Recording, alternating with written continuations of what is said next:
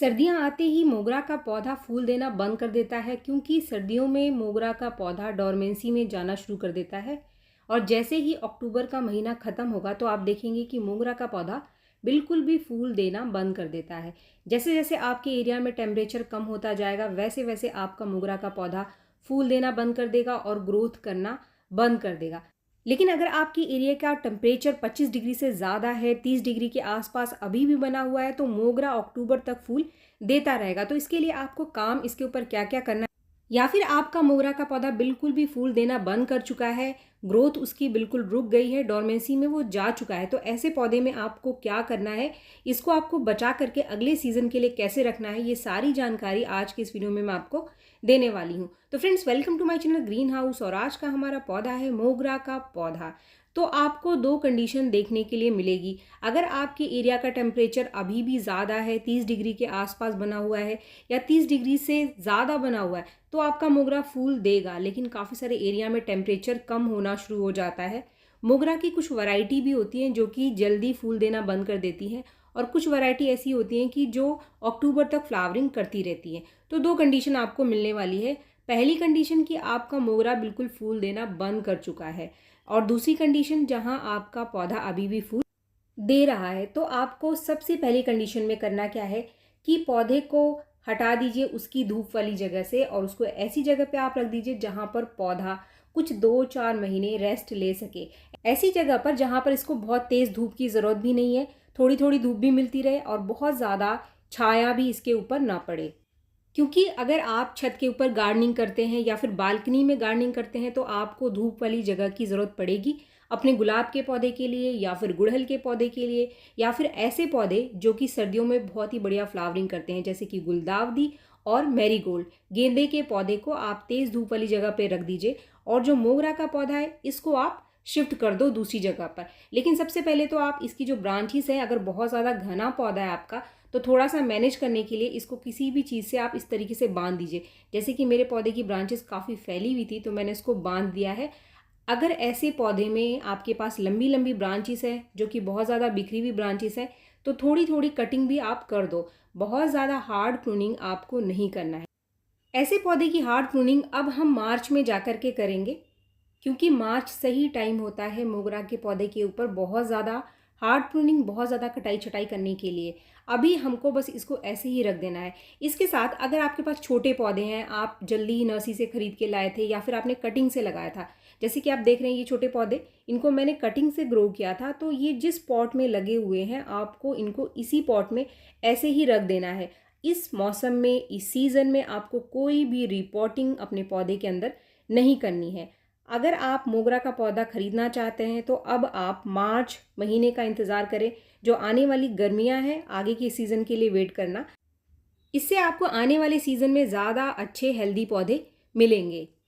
लेकिन अगर आपने कोई नया पौधा अभी ले लिया है तो वो जिस कंटेनर में लगा हुआ है उसको उसी में आप लगे रहने दीजिए, या फिर वो प्लास्टिक बैग में लगा हुआ है तो फिर आप उसको किसी भी दूसरे गमले में शिफ्ट कर दो बिना रूट बॉल को तोड़े हुए।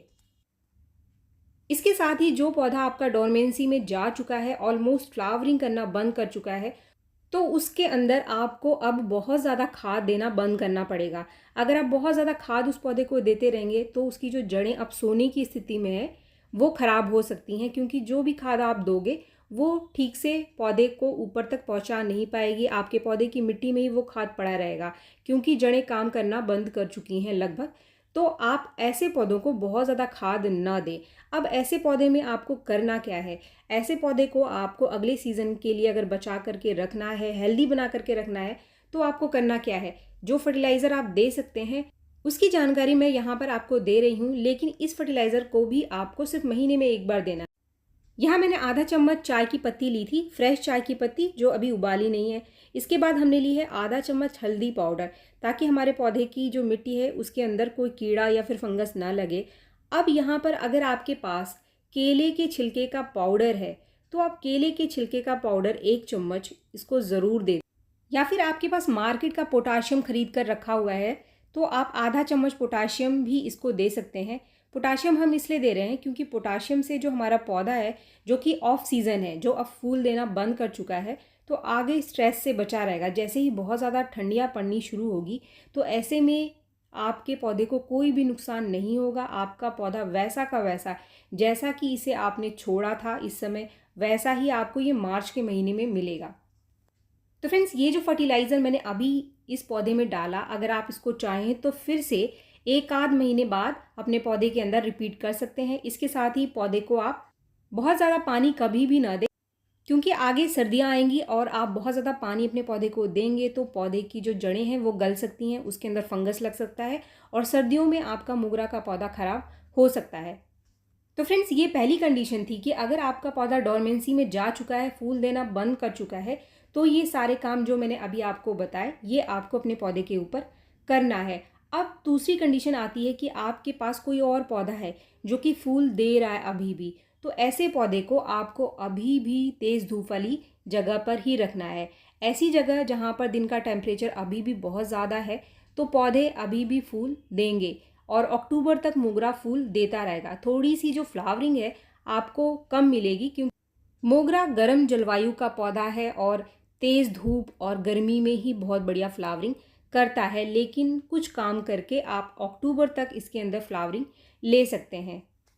ऐसे पौधे को भी आप महीने में एक बार कोई ना कोई फर्टिलाइज़र ज़रूर दे दें, चाहे वो होममेड फर्टिलाइज़र है या फिर आप कोई मार्केट का खाद इसको दे रहे हैं। आप इसको कंपोस्ट महीने में एक बार ज़रूर दे देना। तो जो फर्टिलाइज़र मैं आपको बता रही हूँ बस इसको आप दे दो। इसमें मैंने लिया है 3-4 मुट्ठी कंपोस्ट और आधा चम्मच मैंने चाय की पत्ती इसमें भी डाला है और इसके साथ मैं इसको दे रही हूँ केले के छिलके का पाउडर, जो कि बहुत ही बढ़िया होममेड फर्टिलाइज़र है पोटाशियम के लिए और पौधे के ऊपर फ्लावरिंग लाने के लिए भी काफ़ी बढ़िया है।